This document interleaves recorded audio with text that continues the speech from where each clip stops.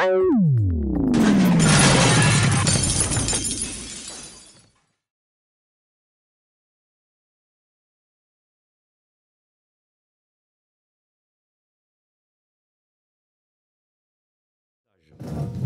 parti de gauche, au nom duquel je ne parle pas, puisqu'il a des responsables pour ça, dont Laurent Levard, Ève et combien d'autres camarades, a assez curieusement bouclé son premier programme catégoriel dans l'agriculture. C'est un fait qu'avant même qu'ait été rédigé quoi que ce soit d'autre, nous avions un programme agricole. J'ai donc été, en quelque sorte, l'élève de l'élève de Marc Dufumier qui a enseigné Laurent Levard, lequel Laurent Levard a enseigné tout le parti de gauche. Merci.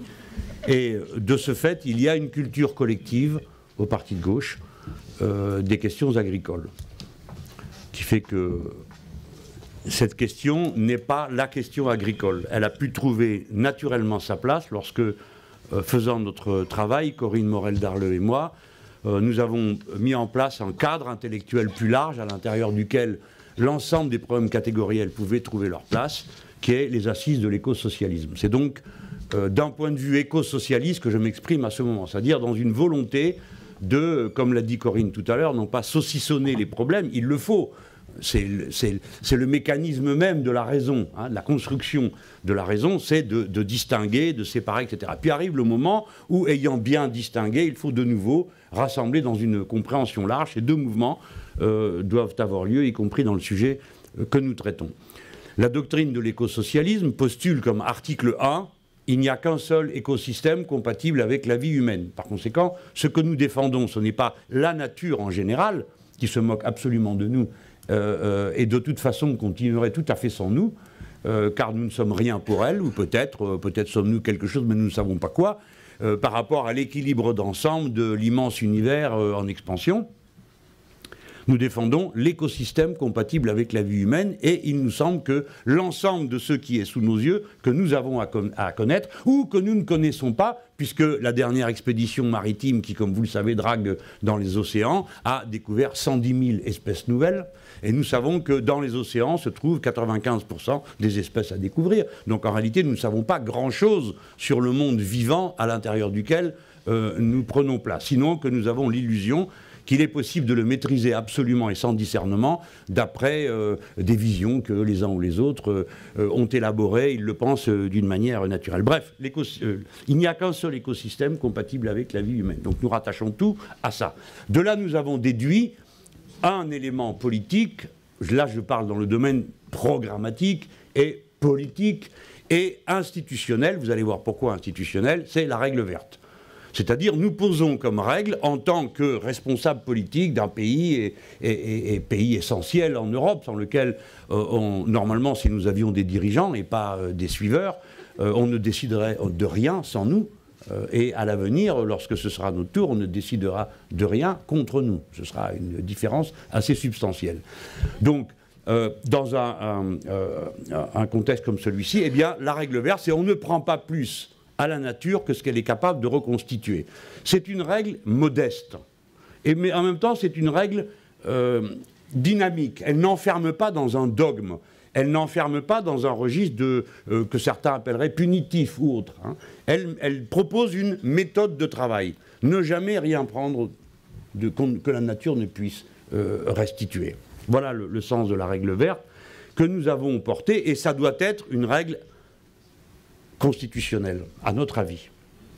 C'est-à-dire qu'il faut que le peuple français ait à connaître de la question de la protection, de sa contribution à la tâche qui s'impose à l'humanité universelle, protéger son écosystème. Dans un instant, je vais dire pourquoi, à notre avis, ce programme-là est presque dépassé, protéger l'écosystème, puisque par maints aspects, il s'agit de le réparer, et pas seulement de le protéger.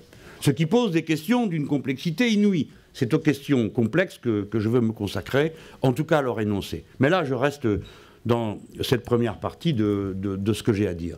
Une règle institutionnelle veut dire que le peuple français doit s'impliquer, et même s'il n'a pas envie, il doit être impliqué quand même. C'est-à-dire que comme il aura à discuter d'une constitution, il faudra qu'il en parle. Voilà. Et telle est la stratégie révolutionnaire du mouvement que nous incarnons, c'est l'implication populaire l'implication citoyenne massive dans toutes les questions, y compris les questions politiques, philosophiques les plus fondamentales. Il n'y a pas de politique de changement possible autrement que comme ça. Tous ceux qui sont intervenus à cette tribune l'ont répété, et je voudrais vous rappeler des propos que j'ai fait totalement miens, qui sont ceux de Marc Dufumier pendant sa démonstration. Il a dit, ah ben le sectarisme, il devait parler sans doute des organisations politiques, dans ce cas-là, la partie est perdue, mais s'il s'agit des citoyens, chacun pour soi, oui, ah bah le sectarisme, il dit qu'il va falloir ratisser large. Et là, vous avez vu peut-être une démonstration, peut-être plus concrète que mes propos habituels, la différence qu'il y a entre rassembler la gauche et fédérer le peuple. Parce que rassembler la gauche, ça suppose que je m'accorde avec toutes sortes d'olibrius avec lesquels j'ai pas envie de m'accorder, et les autres ne veulent pas s'accorder avec moi. Par conséquent, nous perdons notre temps. Et quand je dis moi, je, etc., vous avez compris qu'il ne s'agit pas de cela. Si nous devons limiter la discussion de la propagation d'une orientation politique écologiste pour changer le pays, ça ne peut pas se limiter à la discussion entre les appareillons, groupuscules, vastes organisations et autres questions de cet ordre, parce que nous n'allons nulle part comme ça. Fédérer le peuple, c'est rassembler une entité qui s'appelle le peuple, c'est-à-dire des gens qui sortent de leur destin individuel, de multitudes éclatées entre d'innombrables activités, à passer à autre chose, c'est-à-dire se mêlant d'affaires collectives et devenant donc le peuple, acteur politique. Ce peuple, acteur politique, il est travaillé de contradictions. Et pas seulement la contradiction de classe fondamentale entre les propriétaires, les actionnaires et les salariés, celle-là on la connaît. Mais il y a toutes les autres contradictions qu'il s'agit de régler et qu'on ne peut pas traiter par-dessus la jambe en disant on verra bien demain. Comme on le faisait du temps que j'étais fort jeune, où on pensait que le matin du grand soir, eh ben, tous les problèmes, on les réglerait, on verrait à ce moment-là. Le problème du féminisme, on verrait à ce moment-là. Le problème de l'écologie, il sera bien temps de voir à ce moment-là. Non, nous savons que les moyens vont déterminer la fin. Et en quelque sorte, la fin est tout entière dans les moyens, ce qui est vrai non seulement en agriculture, mais aussi en politique. Donc, actuellement, alors nous avons entendu un dessin stratégique qui a été présenté devant nous par tous ceux qui se sont exprimés. Mais je vais être oiseau de mauvais augure à cet instant, nous sommes en train de vivre non seulement le contraire, mais une aggravation du contraire. C'est-à-dire qu'en ce moment, par exemple, pour la première fois, l'Europe a décidé d'accepter de légaliser 19 OGM. Alors que jusqu'à présent, elle résistait. Mais quand il s'agit des intérêts de la grande industrie chimique, c'est fini, la résistance est effondrée.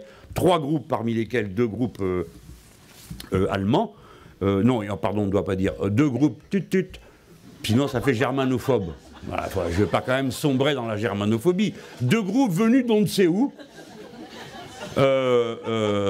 très importants parce que figurant parmi les premiers du monde, et manifestant une absence de scrupules et de responsabilité absolue, encouragé par un gouvernement qui a été soutenu par le nôtre, a appuyé cette histoire, 19 variétés d'OGM, et des OGM qui sont d'une catégorie assez particulière, parce que jusqu'à présent, on nous a expliqué que les OGM, c'était pour limiter les pesticides, c'est comme ça que ça nous a été présenté. Or, ces OGM, justement, leur caractéristique, c'est qu'ils résistent aux pesticides, pour qu'on puisse en foutre tout le temps, vu que les autres ne résisteront pas aux pesticides, les autres herbes, donc elles crèveront, sauf celles qui sont OGM. OK ? Voilà.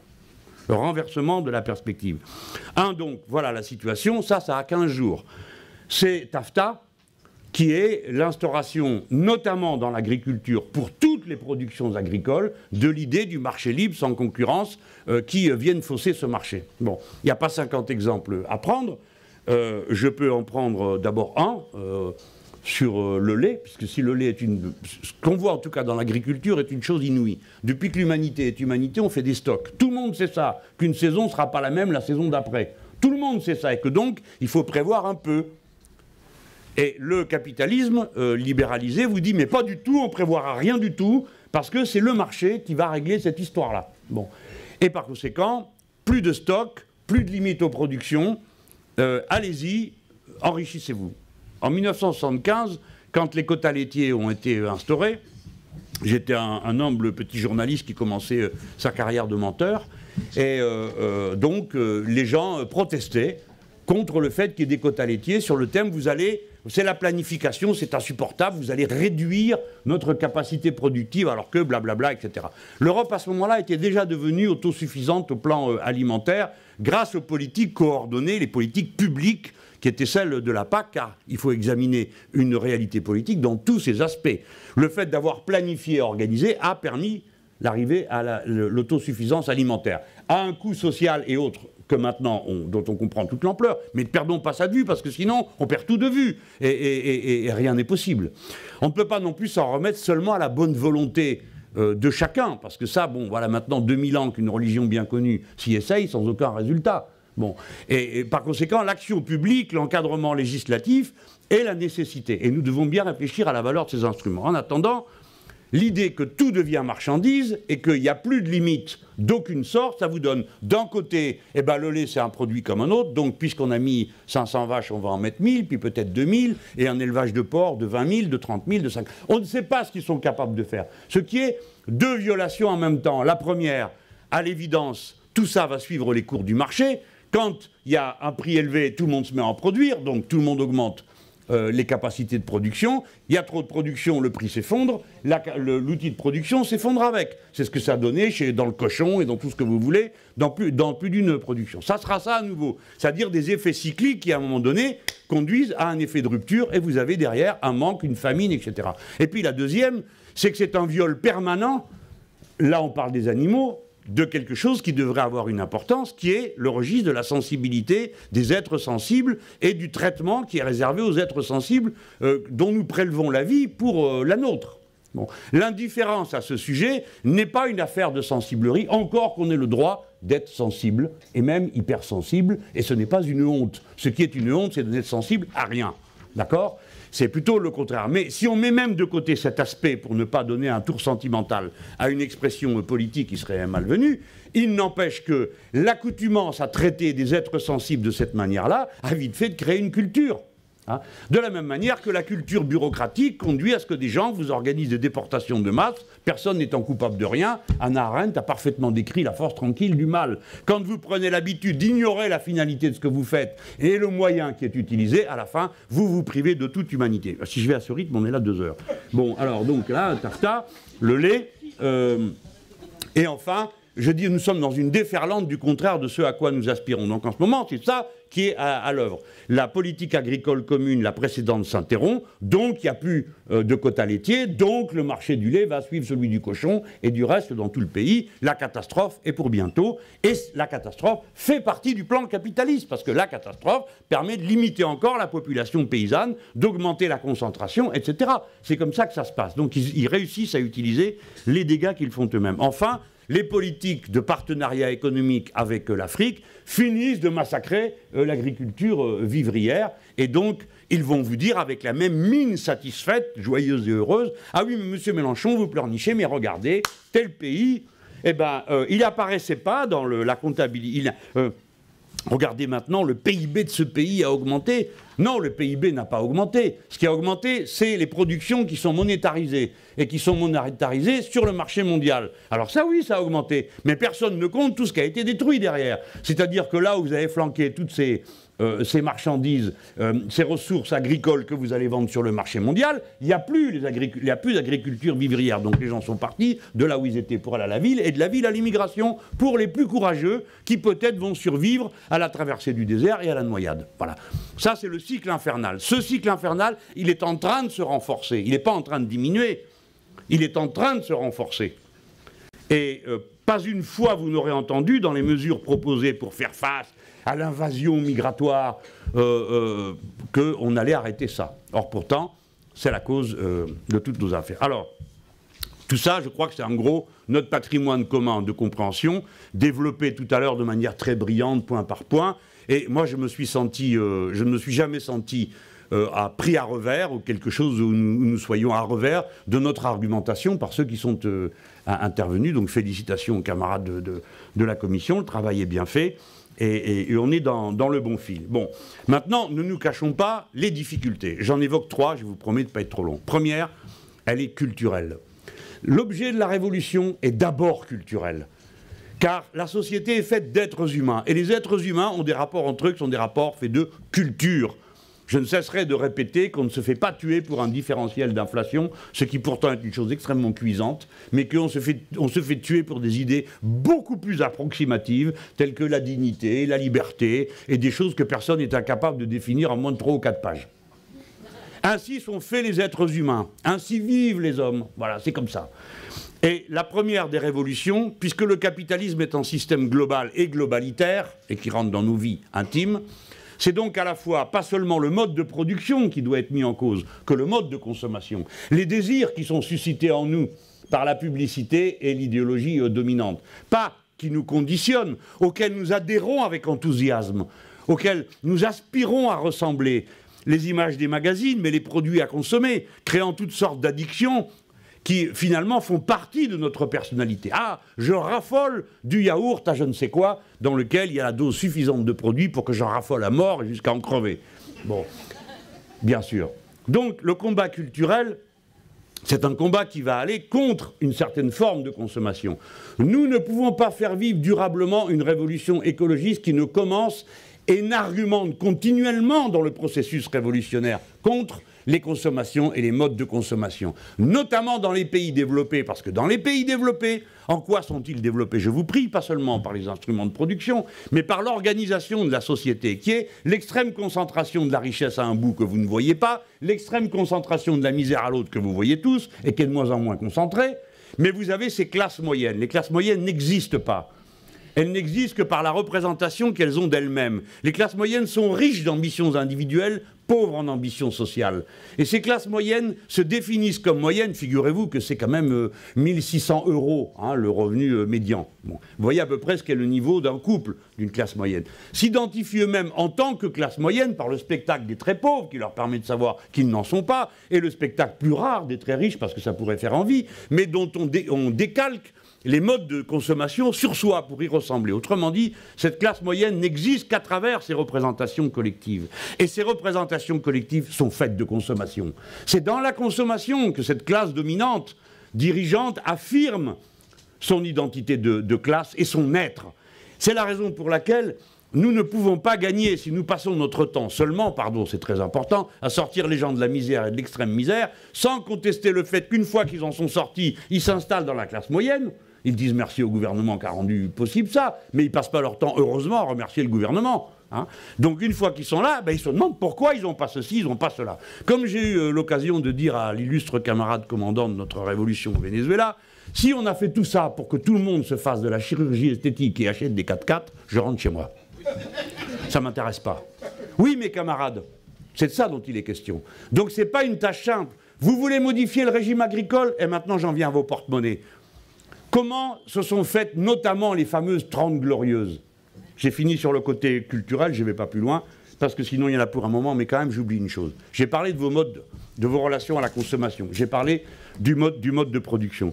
La relation entre, c'est-à-dire le paysan, comme on l'a dit tout à l'heure, qui fait de l'agriculture bio et tous les autres. Et tous les autres paysans et leurs amis. J'ai connu, pour ma honte, dans les années 70, un camarade qui était viticulteur comme moi, membre du Parti Socialiste. Et le gars, il décide de tout démolir et de tout recommencer à zéro. On lui riait au nez. D'accord? On dit, mais il est complètement fou. Alors il prétendait qu'il allait cultiver sa vigne avec une charrue.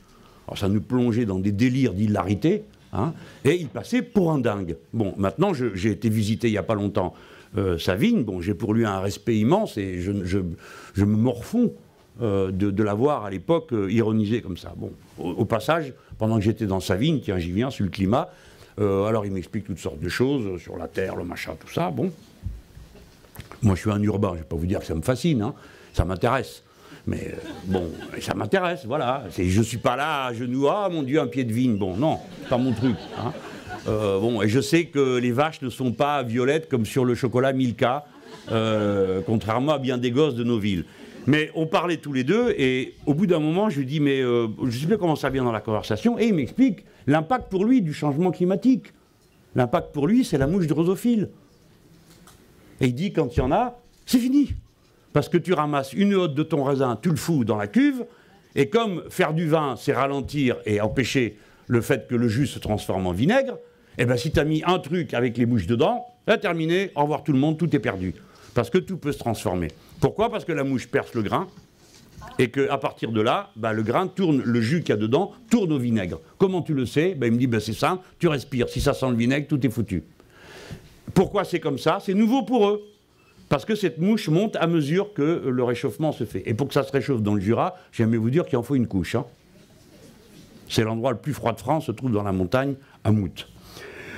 Bon, la culture, donc vous ai-je dit. Il y a celle donc du regard des uns sur les autres. Et encore une fois, à quoi une société identifie-t-elle ses progrès? Donc la bataille est culturelle. Vous ne pouvez pas passer à côté de ça. La deuxième, elle est sociale. Les 30 Glorieuses, où supposait-elle, se sont faites pour une large part sur le dos des agriculteurs. Pourquoi? Parce que si l'on voulait augmenter la compétitivité des travailleurs, il fallait changer les machines, cela fut fait massivement. Mais deuxièmement, il ne fallait pas que leur salaire progresse plus vite que la compétitivité et que la productivité. Au contraire, moins ils progresseraient vite, mieux on se porterait. Si en valeur absolue, en effet, ils ont progressé, le pouvoir d'achat a progressé bien plus que ne progressaient les salaires. Pourquoi? Parce que, pendant ce temps-là, ce qui était l'essentiel du budget d'un ménage, c'est-à-dire l'alimentation, baissait dans le bilan de la famille. Autrement dit, ce qui occupait avant 20% des revenus, 25% des revenus n'a plus représenté que 7 ou 8 ou 10% des revenus.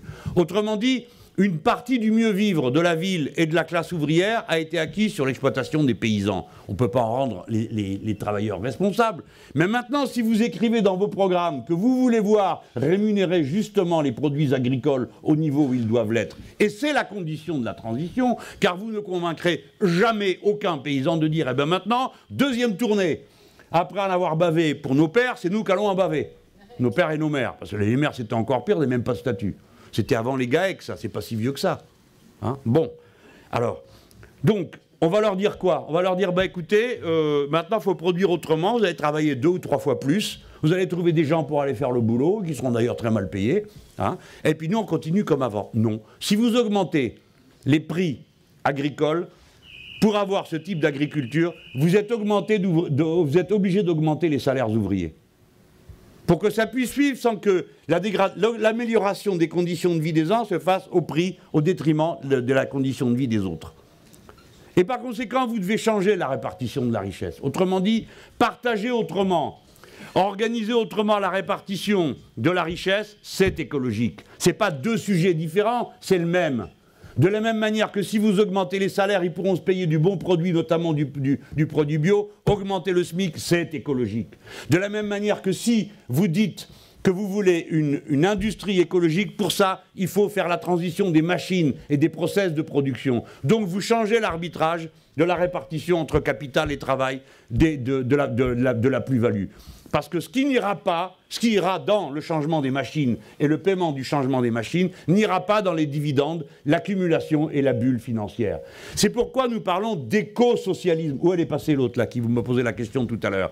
C'est pourquoi nous parlons d'éco-socialisme. C'est-à-dire la question de l'écologie posée en tant que programme politique ne peut pas se séparer de la question d'une manière générale de la répartition des richesses. C'est la même chose. Augmenter les salaires des ouvriers et des salariés, c'est leur permettre de se nourrir correctement, donc de payer des produits correctement produits par plus de travail humain qu'est le travail des agriculteurs. Ok? De la même manière, le changement des process de production modifie la clé de répartition entre capital et travail du point de vue de la répartition de la richesse produite. Alors, ça m'amène à quoi ça m'amène maintenant, une fois que j'ai évoqué aussi cet aspect social, des difficultés qui font partie du programme éco-socialiste. C'est pourquoi je veux dire on ne peut pas convaincre une société de tout ça, tout à l'heure ça vous a été dit, sans qu'on commence par les tâches de révolution culturelle. Et tout à l'heure j'ai été intéressé parce que pour la première fois je comprenais bien comment cette affaire-là se mariait. De la modification des comportements individuels avec la modification de l'appareil productif. Ça m'amène à la culture collective. Les paysans ne changeront pas d'avis parce que nous leur demanderons de le faire. Ils changeront d'avis parce qu'on va les en convaincre, premier point. Et pour les convaincre, il faut que ça soit jouable. Quelqu'un l'a dit tout à l'heure. Il faut qu'on y voit clair. Il faut que la direction politique sache où elle va. 3, il leur faut des garanties que ceux qui les ont poussés à pratiquer comme ça ne reviendront pas demain. Ce qui veut dire tout le changement des organismes, alors là c'est institutionnel, moi je ne suis pas un connaisseur, je ne m'avance pas sur le terrain. Mais clairement, la composition des SAFER et les priorités qui leur sont données, les chambres d'agriculture, etc., quelqu'un est intervenu tout à l'heure dans la salle pour dire il y a des propositions qui existent, il y a des modes opératoires, etc., ben vont être drôlement bienvenus. Car là aussi, la révolution, écosocialiste passe par le changement des institutions de ce secteur. Si on ne change pas les institutions, pour quelles raisons les intérêts qui s'y expriment, tout d'un coup touchés par la grâce, reculeraient? Non, pas du tout, ils ne reculeront pas. Et le deuxième élément, c'est qu'il faut que l'image et l'idée qu'on donne des tâches au niveau le plus élevé soit clairement énoncée. Si nous disons aux agriculteurs qu'ils sont les responsables de la transition écologique numéro 1, les choses se passeront différemment, car les agriculteurs ne pourrissent pas la terre par goût. Ils pensent qu'ils le font bien, que c'est bien de faire comme ça, parce que c'est technique, parce qu'ils ont une idée d'eux-mêmes qui est plus valorisante, et qu'on leur dit que c'est comme ça, et que c'est bien. Et qui n'est pas comme ça? Tout le monde est comme ça. Tout le monde aime son métier. Tout le monde aime son métier, quel que soit son métier, tâche de le faire bien. Et si tout le monde vous dit ben, c'est comme ça que c'est bien, eh ben, vous essayez. Ça s'appelle le désir mimétique, mes camarades et amis. Hein, c'est inscrit dans les gènes humains. Je le fais parce que l'autre le fait. S'il le fait, c'est que ça doit être bien. Ce machin-là est vissé en nous.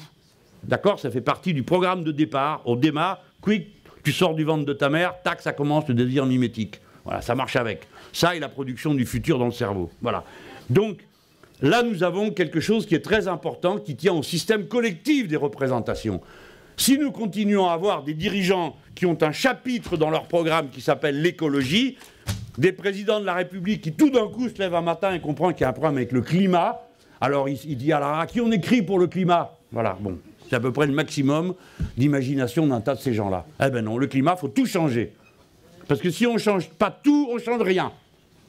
Ah ben c'est nouveau ça, hein. Ça c'est des conditions nouvelles qui normalement devraient nous être plus favorables. Alors, il faut quand même que je finisse. Oui, j'allais dire, pas des responsables qui s'en vont dire à la FNSEA, vous êtes les premiers écologistes du pays. Parce que Valls a quand même osé faire ça. Hein, bon. Ah ben oui, il n'y a pas que les Roms à qui il s'en prend. Hein. Bon. Et deuxième problème, pardon, j'ai pas fini sur l'agriculture, ses représentations collectives et le reste, c'est la question des lycées agricoles qui a été évoqué.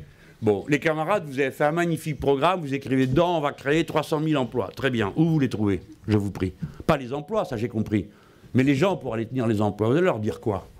Alors, qui c'est qui veut aller au fin fond du diable Vauvert, où il n'y a même pas la Wi-Fi? Je blague, hein, mais si vous ne changez pas les conditions de vie, d'accès aux services publics, du goût de vivre ensemble, et que tout ce que vous avez à promettre aux gens, c'est une déportation dans un machin lointain, avec des machines partout, ça, personne n'ira le faire. La preuve, ceux qui y sont, ils s'en vont, pour une part. Parce que c'est un mode de vie qui ne correspond à rien d'humainement supportable. C'est bien pourquoi c'est une profession où, en plus des conditions sociales, le suicide n'est pas le résultat mécanique d'une situation sociale. Hein. C'est compliqué, les suicides. Hein. Je vous renvoie à Durkheim, si vous voulez le début de la complexité de l'affaire. Mais bon, pourquoi il y a un suicide par jour dans la profession agricole et tout le monde, personne n'en parle. Une personne par jour se suicide et qui est un paysan. Donc il doit bien y avoir quelque chose de profondément... C'est qu'à la fin, quand le truc s'écroule, quand tout s'est écroulé économiquement, après il y a le spectacle de vous-même, dans votre solitude, des fois, dans votre misère, des fois, affective, dans l'isolement. Donc tout ce qui correspond à cette façon-là de vivre en tant que paysan, c'est ça aussi qu'il faut régler. Par conséquent, la paysannerie de 300 ou 400 000 paysans de plus que nous avons l'intention de recruter dans ce pays, c'est pas la paysannerie d'avant-hier. C'est une paysannerie comme aujourd'hui, c'est-à-dire avec les mêmes désirs, les mêmes exigences, les mêmes niveaux d'élévation culturelle qui font que le spectacle de la vie pour soi-même devient insupportable et qu'il y a des suicides. C'est-à-dire une paysannerie qui puisse avoir accès à un certain nombre de modes de vie auxquels il est légitime d'aspirer. Je ne dis pas à tout. Hein. Je ne vous dis pas que ça soit une joie d'être pris dans le grille-pain mondial dénommé Wi-Fi. Bon, j'achève. Vous voyez, moi j'essaye de revenir toujours aux questions de la culture. C'est souvent incompréhensible par les gens avec qui nous parlons. Prenons l'exemple du vin. Non, ça pourrait prendre une conférence d'1 heure. Moi, j'ai choisi ce thème, le vin, parce qu'il me semble que tous les Français aiment bien boire du vin. Qu'il y a une culture nationale sur le vin. Quand les gros sabots de la Commission européenne arrivent, déjà, vous avez une tête d'œuf qui trouve cette idée géniale que puisque le cours du rosé est élevé et celui du cours du blanc et du rouge est bas, il n'y a qu'à mélanger le rouge et le blanc, ça fait du rosé et ça fait un produit qui vaut plus cher. Quand on menace de le pendre ou de le jeter par la fenêtre, il est tout surpris et il se demande pourquoi. Hein, qu'est-ce qu'on a, nous les Français? Qu'est-ce qui nous rend comme ça, si susceptibles et chatouilleux à propos de vin rosé? Lui d'ailleurs il n'en boit pas, il boit que du Coca-Cola Light. Donc il ne sait même pas de quoi on parle. Bon, le vin, si vous acceptez, c'est ça qu'ils sont en train de faire, hein, vous acceptez que le vin c'est comme du lait. Pas de concurrence, la concurrence doit être libre et non faussée. Donc les AOC, les limitations de surface, les limitations d'arrosage, les ceci, les cela, qui peuvent poser d'autres problèmes, hein, qui est la normalisation dans les AOC. Parce qu'il y a aussi ce débat-là. Mais je le laisse de côté parce que pour l'instant, il y a le feu à la maison. Il y a tout simplement qu'ils ont décidé que tout ça n'existe pas. Ils veulent décider ça. On est en route vers ça. Et les États-Unis d'Amérique, pays avec qui nous avons tant de valeurs communes, c'est bien connu, surtout à Guantanamo. Alors, eh bien, les États-Unis, eux, pour eux, ils ont quitté l'Organisation mondiale du vin parce que c'est trop de réglementation. Donc pour eux, il y a le liquide et sinon le liquide. Voilà. Et donc, vous avez du champagne du Tennessee déjà, de l'excellent Bordeaux de je ne sais où, et ils ne comprennent pas pourquoi nous voulons limiter ça en appellation contrôlée, avec des normes de production, etc. etc. Ça, c'est très culturel. Vous n'avez aucun moyen d'expliquer pourquoi vous voulez ces normes si vous ne parlez pas de culture. Voilà, c'est tout. Si vous ne parlez pas de goût, si vous ne parlez pas de terroir, etc., vous ne pouvez rien répondre. Parce que c'est évident que pourquoi on ne ferait pas du champagne au diable Vauvert, après tout, hein, bon. C'est un exemple qui ramène encore à l'idée de cette prégnance de l'entrée culturelle dans nos débats. Pour finir, je viens sur la militance. Le capitalisme est un système qui joue sur deux ressorts essentiels. Premièrement, la gratuité.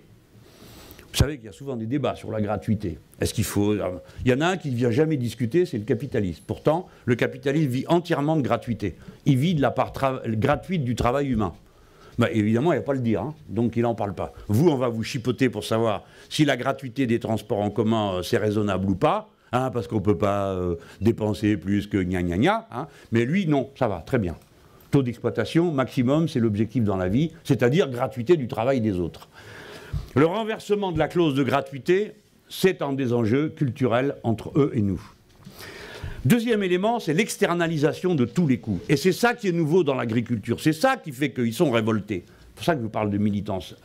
Dans le ressort de la militance des paysans, il n'y a pas que les traditionnels ressorts de revendications sociales, salariales, etc., etc. Il y a une revendication qui tient à ce qu'ils font eux-mêmes. C'est qu'eux savent, du fait même de ce qu'ils manient, que cette chose-là n'est pas perpétuellement renouvelable. Et que donc le mécanisme central du capitalisme, qui est l'externalisation des coûts, c'est comme ça qu'il s'en sort. Il externalise tous les coûts. Les coûts sociaux, les coûts environnementaux, les coûts de santé, tout, rien ne rentre dans le coût de la marchandise. Mais comme l'a dit tout à l'heure quelqu'un, si vous mettez dans le coût du lait ce que ça nous coûte en terre pourrie, en vie détruite, en espace agricole ruiné, ah ben vous ne paierez plus le litre de lait de la même manière. Le litre de lait libre et non faussé, là. Par conséquent, le mécanisme d'externalisation des coûts, il a une réalité physique que les paysans sont les premiers à voir. C'est qu'ils se rendent compte que ceci est en train de tuer l'outil de production, si on devait ramener les choses à cette seule dimension-là. La militance paysanne est d'une puissance que nous ne connaissons pas dans nos propres mécanismes de militance. Parce que l'employé, le salarié, la salariée de l'hôpital public ou de l'éducation nationale souvent jouit d'une certaine solidarité de son milieu. Ce n'est pas toujours le cas pour les paysans. Et c'est donc un mouvement qui part de l'intérieur de sa propre culture qui l'amène à entrer en opposition ou en rébellion. Et le mécanisme d'extension de la rébellion paysanne, qui est un mécanisme d'une grande profondeur culturelle, il n'est pas simplement, c'est pas une réaction émotive instantanée, ça n'est pas une pulsion de l'instant, c'est quelque chose qui est très construit.